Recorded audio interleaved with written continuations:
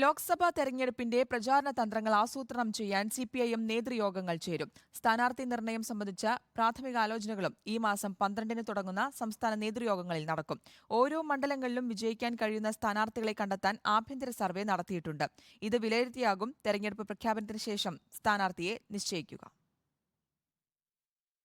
ഈ മാസം 12-ന് സംസ്ഥാന സെക്രട്ടേറിയറ്റും തുടർന്നുള്ള 2 ദിവസങ്ങളിൽ സംസ്ഥാന കമ്മിറ്റിയും ചേർന്ന് സംഘടനാ സംവിധാനത്തെ പൂർണ്ണമായും തെരഞ്ഞെടുപ്പ് പ്രവർത്തനത്തിൽ ഇറക്കാനാണ് സിപിഐഎം തീരുമാനം.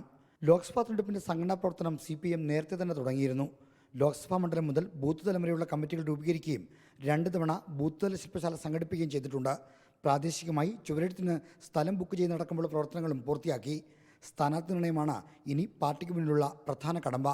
രാമക്ഷേത്ര പ്രതിഷ്ഠയ്ക്ക് ശേഷം ഏത് നിമിഷവും തെരഞ്ഞെടുപ്പ് പ്രഖ്യാപനം പ്രതീക്ഷിക്കുന്നു. അതുകൊണ്ട് തന്നെ സ്ഥാനാർത്ഥികളെ സംബന്ധിച്ച് പ്രാഥമിക ആലോചന തുടങ്ങിവെക്കേണ്ട സമയമായെന്നാണ് നേതൃത്വത്തിൻ്റെ വിലയിരുത്തൽ. ഓരോ മണ്ഡലത്തിലെയും വിജയസാധ്യതയുള്ള സ്ഥാനാർത്ഥിയാരാണെന്ന് കണ്ടെത്താൻ ആഭ്യന്തര തലത്തിൽ രഹസ്യ സർവേ നടത്തിയിട്ടുണ്ട്. തിരുവനന്തപുരം ജില്ലാ സെക്രട്ടറി വി ജോയ് MLA മുതലുള്ളവർ സർവേയിലൂടെ സാധ്യതാ പട്ടികയിൽ ഇടം പിടിച്ചിട്ടുമുണ്ട്. ആഭ്യന്തര സർവേ റിപ്പോർട്ടുകൾ അടിസ്ഥാനമാക്കിയാകും സ്ഥാനാർത്ഥികളുടെ ചർച്ചകൾ. തെരഞ്ഞെടുപ്പ് പ്രഖ്യാപനത്തിന് ശേഷമേ സ്ഥാനാർത്ഥി പട്ടിക അന്തിമമായി തീരുമാനിക്കുകയുള്ളൂവെങ്കിലും പൊതുമാർഗനിർദ്ദേശം ഇത്തവണത്തെ യോഗത്തിൽ തീരുമാനിക്കും. ശബരിമല സ്ത്രീ പ്രവേശന വിധിക്കെതിരായ വികാരം ആഞ്ഞടിച്ച 2019 ലോക്സഭാ തെരഞ്ഞെടുപ്പിൽ കേരളത്തിൽ നിന്ന് ഒരു സീറ്റ് മാത്രമാണ് LDF-നും CPIM-നും ലഭിച്ചത്.